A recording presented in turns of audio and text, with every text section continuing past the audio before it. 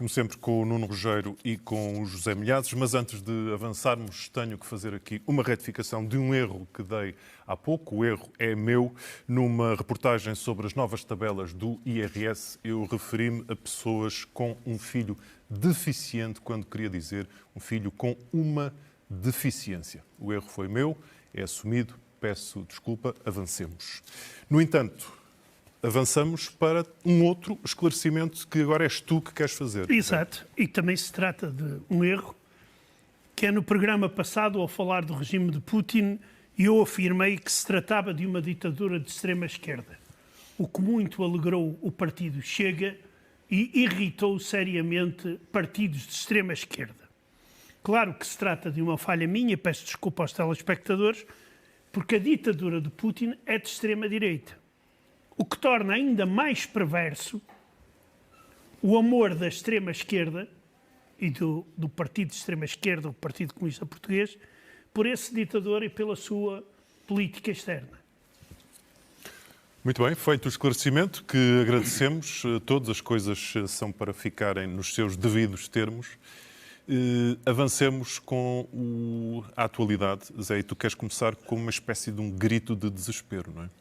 Efetivamente, já não há dúvidas de que a guerra entrou na Rússia a sério.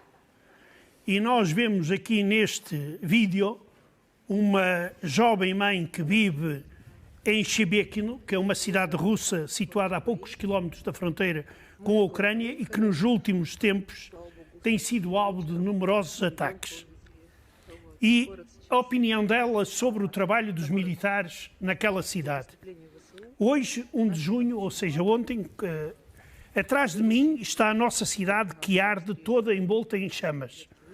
Lá os combates continuam. Nós saímos da cidade, as tropas ucranianas avançam, há lá muito poucos soldados russos. Nos dias anteriores, por muito que disparassem contra nós, praticamente não havia resposta da nossa parte. Não havia militares. Fomos abandonados a nós próprios. Ou seja, isto é uma ideia, um sentimento já entre numerosíssimas pessoas que vivem nas regiões e cidades atacadas pela Ucrânia, cidades russas, e devo lembrar que hoje na lista entrou uma cidade muito importante, que é a cidade de Kursk, também não muito distante da... E eu penso que isto aqui começa a delinear uma coisa de que todos estavam à espera, mas que não vai ser assim de forma surpreendente e gigante. Isto aqui já me parece fazer parte da ofensiva ucraniana tão esperada por muitos nesta primavera e verão.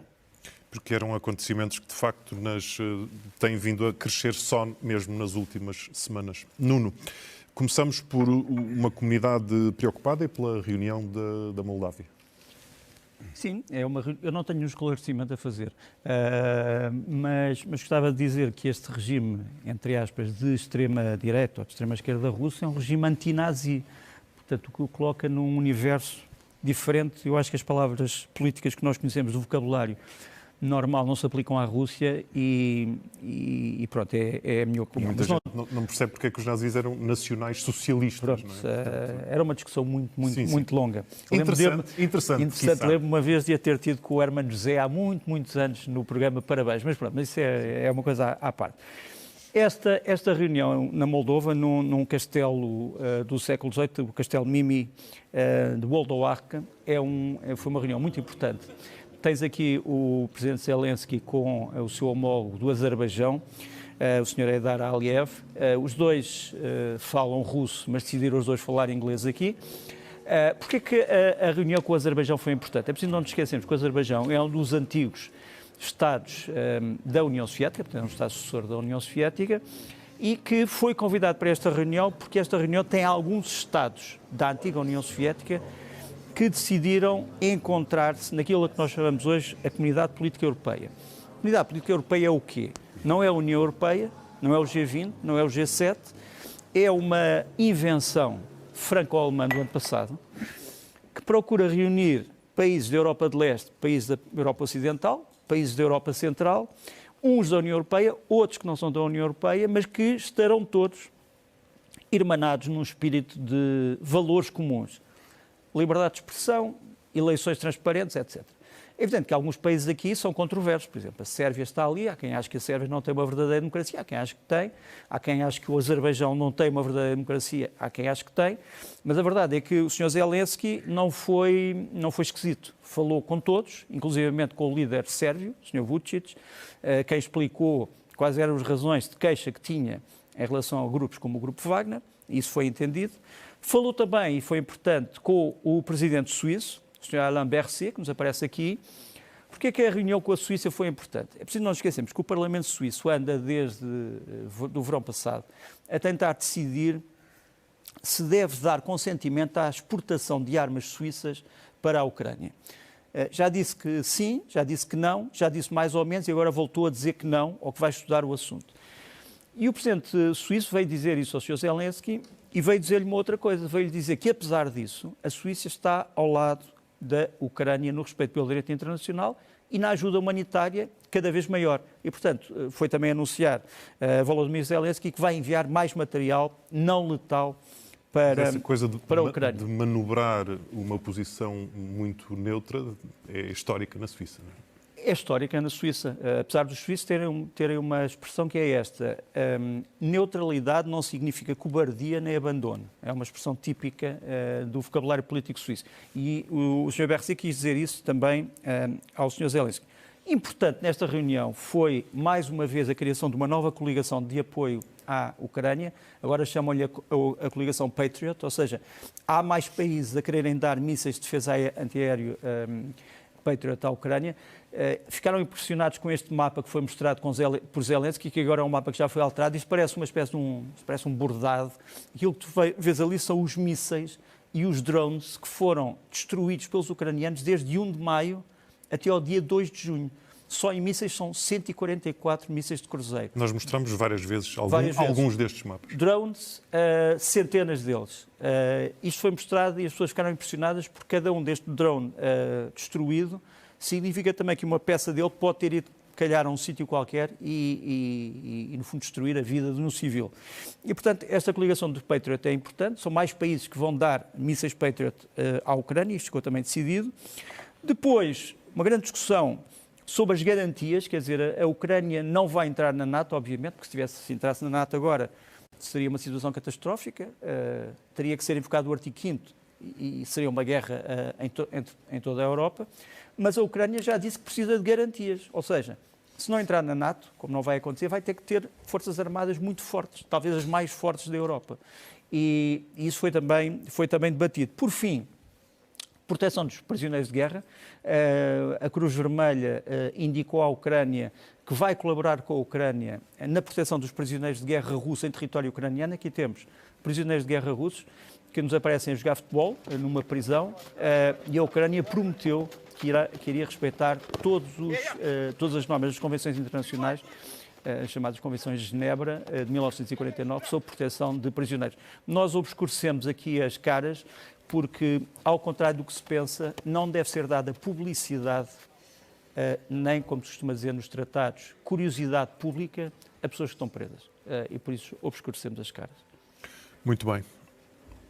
Zé, entretanto, Putin continua a falar com declarações que despertam o teu interesse. Digamos, não deve ser só o meu interesse, mas o interesse de todo o mundo. Porque, primeiro, há revelações metafísicas que ele faz impressionantes. Por exemplo, ele ontem, no Dia Mundial da Criança, quando em Kiev foi assassinada por um míssil russo uma criança ucraniana, ele decidiu encontrar-se com famílias numerosas, encontrar-se por videoconferência. Cá estão. E uma das crianças perguntou-lhe, por exemplo, se o Pai Natal existia.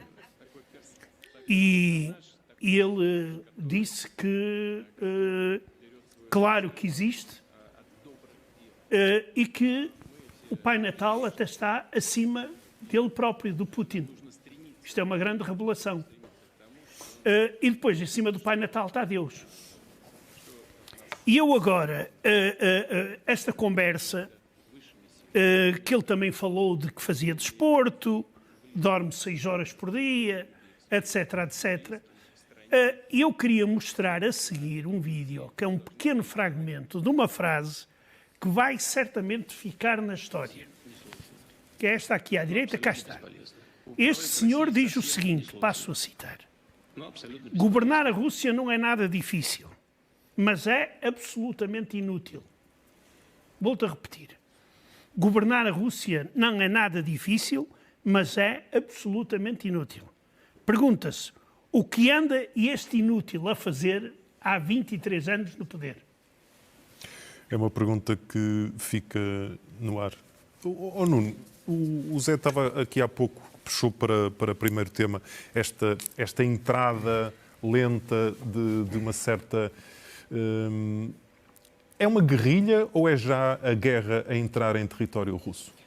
É muito difícil a Moscovo admiti-lo, mas a verdade é que há cada vez mais unidades de pessoas que são cidadãs russas, muitos deles eram militares, e por isso têm um treino que não precisa de ser atualizado, e que estão a revoltar-se contra o regime russo. Podes-me perguntar assim, mas representam muitas pessoas?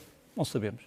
A verdade é que estão dispostos a morrer por aquilo em que acreditam. Mas estão a incomodar neste momento. Estão a incomodar, mais do que incomodar. São essencialmente duas unidades, a chamada Corpo de Voluntários e a Legião da Liberdade.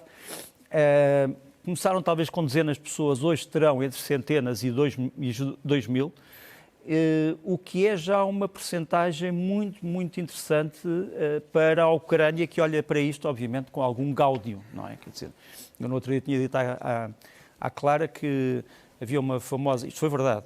Quando 2 grandes inimigos de Israel, o Irão e o Iraque, entraram em guerra, perguntaram ao Menachem Begin, o primeiro-ministro israelita, o que é que ele achava. E ele dizia que esperava que os dois tivessem sucesso. Porque obviamente, que a Ucrânia olha para isto com contentamento, no fundo diz, aquilo que nós explicávamos sobre o regime russo está a acontecer. Pode haver uma revolução dentro da Rússia. Demorará muito tempo, não sabemos. Agora, a verdade é que essas imagens não mentem. Nós vamos mostrar aqui um desertor russo que apela a que outros dos seus camaradas se entreguem e que vão constituir unidades militares nas tais legiões. Ele mostra aqui alguns dos documentos que trouxe do exército russo, depois eles obscurecem a parte da sua identificação militar, mas nós sabemos que está a haver muitos casos de militares russos que estão a sair das fileiras.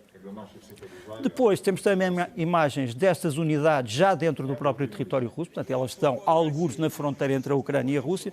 Estamos a falar da zona de norte de Kharkiv, portanto a Shebekina é no fundo uma pequena cidade, 40 mil habitantes provavelmente, que fica a 10 km da fronteira russa e a cerca de 90 km da fronteira ucraniana e a cerca de 90 km de Kharkiv.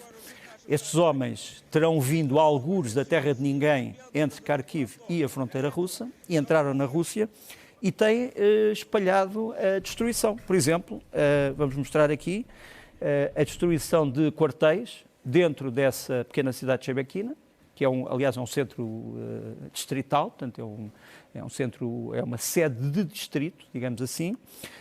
Portanto, não são propriamente posições civis, são quartéis militares. Temos esta fábrica que vou mostrar a seguir, que é a fábrica da Monocristal. A fábrica da Monocristal é uma fábrica militar que faz lâmpadas LED e outros instrumentos para veículos militares russos. Foi destruída também por um bombardeamento. Depois, a destruição de veículos blindados, por exemplo, este aqui é o morteiro 240 mm do Tiulpei, é o maior morteiro do mundo. Não há nenhum morteiro com este tipo de calibre, embora seja já uma peça antiga. Ali o vemos camuflado, destruído, e como é que ele era na realidade. E temos um vídeo dessa destruição. Portanto, estes homens da frente russa, chamemos-lhe assim, estão a praticar sortidas, incursões que são dignas de um qualquer filme de forças de operações especiais. Um problema que se põe, e calmo em relação a esse segmento, é o problema de saber se a Rússia está verdadeiramente protegida. Quer dizer, a Rússia, que é um gigante, terá pés de barro, ou nós exageramos, digamos assim, estes episódios. A verdade é que foi preso há pouco tempo este homem, que nos aparece ali em cima, é o general na reserva Vyacheslav Lobusko. Ele já foi um dos comandantes da defesa aérea russa, depois entrou para uma empresa que fabrica sistemas de proteção e radares. Foi ele o responsável pela construção destes radares, que era suposto cobrirem todo o território russo, são os chamados radares Voronezh. Havia cerca de 10 construídos ou ainda em construção, e aquilo que se descobriu é que aparentemente estes radares não conseguem detectar aquilo que diziam que conseguiam, que era uma bola de golfe a uma grande distância. Quer dizer, nem uma bola de golfe, nem uma bola de futebol, nem 10 bolas de futebol, e portanto há qualquer coisa que se passa de errado com estes radares, e a Rússia está a investigar se foi alvo não de um ataque ucraniano, mas de um ataque da corrupção. São, sem dúvida, episódios que estão a crescer, não só em quantidade, como também em intensidade. Zé, voltamos a falar da hierarquia da Igreja russa. Sim, mas antes disso eu queria só sublinhar o que disse o Nuno, e de que estas explosões e incêndios têm lugar em regiões distantes da Rússia.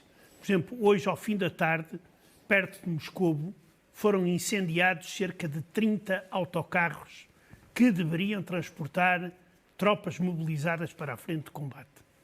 Ou seja, todos estes grandes incêndios que existem e outros ataques de descarrilhamentos de comboio também são obra de alguém. Quanto a esta questão, eu vou falar dela porque diz respeito à Igreja Ortodoxa Russa, à sua representação em Portugal. Há um metropolita famoso, na fotografia nós vamos vê-lo, o metropolita Leonid, que, entre outras coisas, dirige paróquias ortodoxas da África, ou seja, uma pessoa importante, que se destaca também por ser poeta, mas na sua poesia ele recorre a vernáculo para descrever os que são contra a invasão da Ucrânia pelas tropas russas, por exemplo, chamando-lhes cabrões.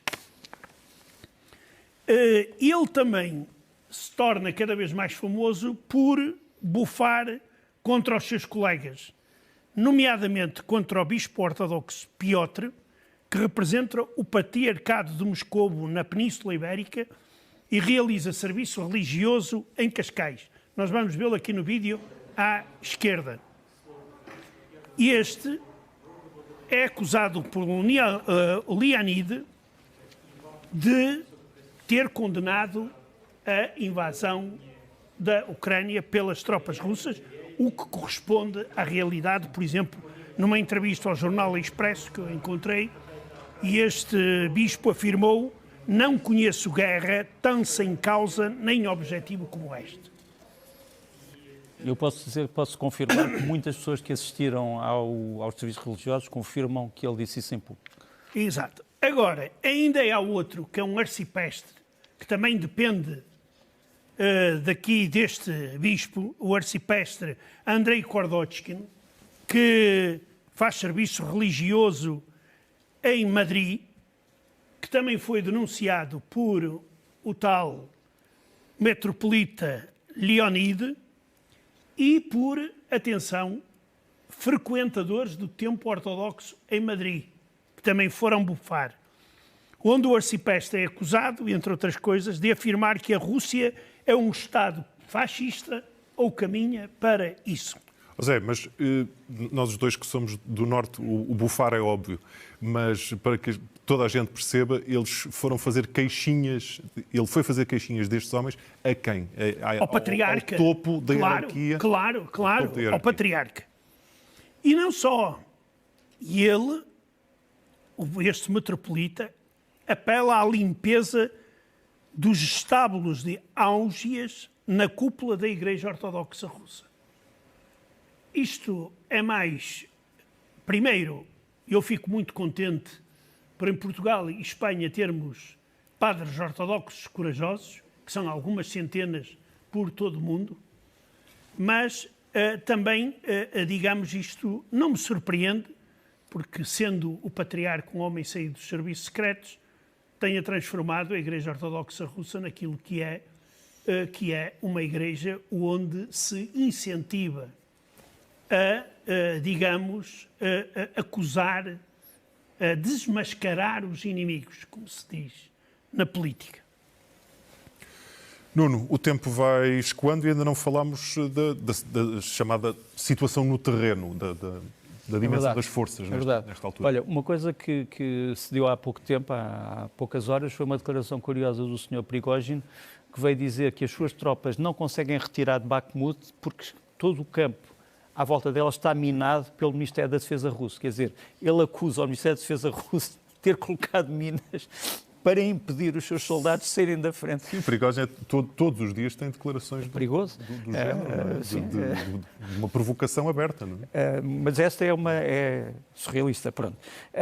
Aquilo que nós sabemos hoje foi algo que foi já dito ali na peça, que é os seus ataques, não um, nem dois, nem três, mas mais a Berdyansk. Berdyansk é um porto que, como te lembras, no dia 24 de março de 2022 foi atacado pelos ucranianos, portanto é um porto ucraniano ocupado.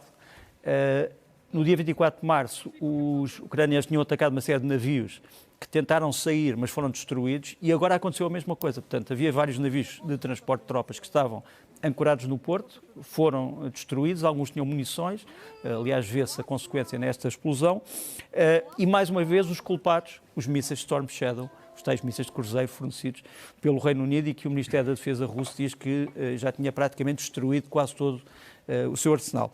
Depois, aquilo que falámos aqui na semana passada, que é o ataque a Mariupol, feito pelos ucranianos. Portanto, havia uma grande residência, uma aldeia de férias, digamos assim, que tinha sido poupada durante a guerra, estava cheia de militares russos, centenas, há quem diga que mais de 1000, e era esta, nas imediações de Mariupol. Vamos mostrar em que estado é que ficou, mais uma vez, a artilharia de longo alcance ucraniana e os HIMARS provocaram estes estragos. Aparentemente, as perdas humanas são enormes.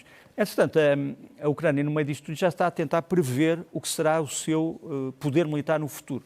E temos esta imagem de uma reunião do Sr. Zelensky com os dirigentes da BAE. Para quem não saiba, a BAE é uma das maiores empresas de defesa e segurança do mundo. Fabrica aviões, fabrica helicópteros, fabrica munições, está sediada em Londres e quer abrir uma fábrica na Ucrânia, o que obviamente seria uma lança em África para o poder militar ucraniano. Mas esse poder militar ucraniano, o mundo também vai ter que esperar que não surja lá um Putin ucraniano daqui a uns tempos, não é? Exatamente. As questões, claro, as situações às vezes mudam, não é? Não, é que é preciso depois meter ordem na casa, depois da guerra. Sim, e ter à frente dos destinos do país uma pessoa... Não só esperamos isso na Ucrânia, como esperamos noutros países da Europa. Como é óbvio, exato. Mas neste caso a Ucrânia está, e nesta altura precisa, e bem, de um extraordinário poderio militar, mas que esperemos que não caia nas mãos erradas. Mas não vamos agora agoirar. Falemos de Medvedev. Olha, ele mudou de imagem, agora aparece fardado, com uma farda militar, não sei se tem alguma, não tem lá, se é oficial, talvez para impor mais respeito e mais força às suas declarações tenebrosas. Ele foi à cidade de Volgogrado explicar aos militares que os ataques lançados pelas tropas ucranianas contra a Rússia não se enquadram em nenhuma regra de guerra e são ataques terroristas. Por isso, nenhum governo deve conversar com eles, com os militares, mas liquidá-los. Aqui também há uma coisa interessante, alguns jornalistas chamaram a atenção para o facto de ter sido declarada lei seca antes da chegada de Medvedev a Volgogrado. Mas esses não excluem a possibilidade de Medvedev ou ter já abastecido antes ou então ter já ainda trazido alguma coisa no avião. Porque... Isso da lei seca é verdade ou faz parte da piada? É verdade, é oficial. Fecharam absolutamente oficial. Todas as lojas de venda fecharam. Não há álcool enquanto ele cá estiver. Exato. Eu penso que ele tenha medo da concorrência. Tu achas é que ele pode já ter ido há uma história, esta história é verdade. Quando o Churchill visita os Estados Unidos no tempo da lei seca, levava um documento que dizia que por razões médicas o primeiro-ministro britânico poderia beber algum tipo de bebidas alcoólicas, por razões médicas. Esse fazia parte da sua imagem, o charuto e o copo. Nuno, não é um esclarecimento, como fizemos eu e os Emilhados, mas é um alerta para algo que está a suceder nas redes sociais. Sim, nós mostramos um relato dramático desta rapariga de 19 anos, a Roslana Danilkina, que perdeu a perna esquerda num ataque com morteiros. Mostramos um vídeo que é longo e há um site que entretanto desapareceu, curiosamente, que diz isto é tudo uma manipulação dos serviços secretos ucranianos, porque ela umas vezes fica sem a perna esquerda, outras vezes fica sem a perna direita.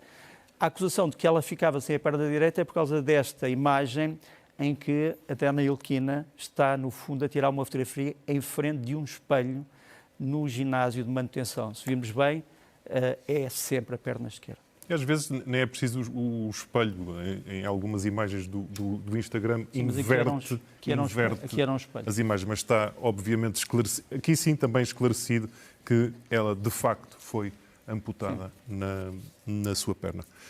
Zé, moscovitas mal agradecidos têm ainda a ver com os ataques que a Rússia vai sofrendo, não é? Claro. E temos novamente o grande propagandista-mor do Kremlin, Vladimir Solovyov. Vocês vão ver no vídeo que ele fala de forma muito indignada porque os moscovitas se portam mal. E porquê? Ele ficou indignado com a reação dos moscovitas e russos nas redes sociais face ao ataque de drones contra Moscou. E ele afirma, com aquele ar todo furioso: rapazes, mas que raio de porcarias escreve? Porcarias tem uma palavra mais forte lá, mas eu troquei para não haver problemas.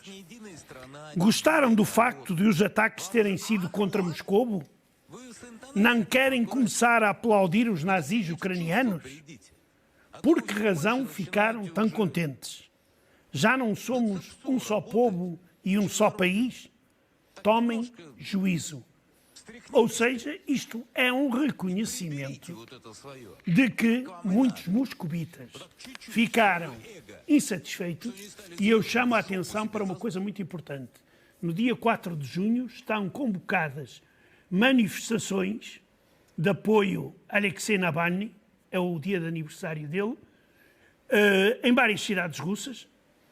Os serviços secretos e a polícia já começaram a prender potenciais participantes nessa manifestação e vai ser interessante e importante ver, embora se trate de um suicídio, sair à rua numa cidade russa a protestar, vai ser interessante ver quantas pessoas vêm para apoiar Navalny, que irão também certamente condenar a guerra. Zé, eu proponho-te que terminemos já com a história dos tablets, que também é curiosa, para depois fecharmos com uma imagem muito curiosa também, engraçada, que nos traz o Nuno. Olha, isto aqui, eu não vou fazer publicidade aos tablets russos, porque não sei o que eles têm lá dentro. Agora, o que sei é uma coisa, tem uma grande utilidade. Cá temos o primeiro-ministro russo, foi visitar uma fábrica de tablets russos e o vice dele tirou-lhe das mãos o tablet e atirou com força para o chão para provar que os tablets russos não partem. São extremamente resistentes. Claro que as más línguas dizem logo que isto pode ser utilizado na frente do Donbass como bumerangue nos combates. Quer dizer, e também não se percebe se aquilo ficou a funcionar ou não. Essa é que é a verdade, não é? Essa é outra história. Ou se funcionava na origem. É verdade. Isto é como os mísseis Kinjal, que também são... Sim, aquilo podia ser, podia ser simplesmente um tijolo. Podia. Bom, Nuno. Olha, ao contrário do que as pessoas julgam, as avestruzes, isto agora é uma introdução, as avestruzes não colocam a cabeça debaixo da areia quando se sentem ameaçadas. Pelo contrário, fogem e tentam dissimular-se na natureza, digamos assim. Aqui temos uma avestruz, coitada, que estava num parque natural em Moscou e que fugiu dos bombardeamentos e dos drones e que se foi refugiar num pequeno bosque. Nem os animais escapam. e nem o carro consegue acompanhá-la, apesar de tudo. É uma visão, mas é uma visão que nos dá conforto também. Há que dizer que com a chita é o animal mais rápido do mundo. É verdade, Não sei é se verdade. estou em erro ou Acho não. que sim, acho que sim. José Milhazes e Nuno Rogério, bom fim de semana. Voltamos a ver-nos na próxima semana. Obrigado. Obrigado.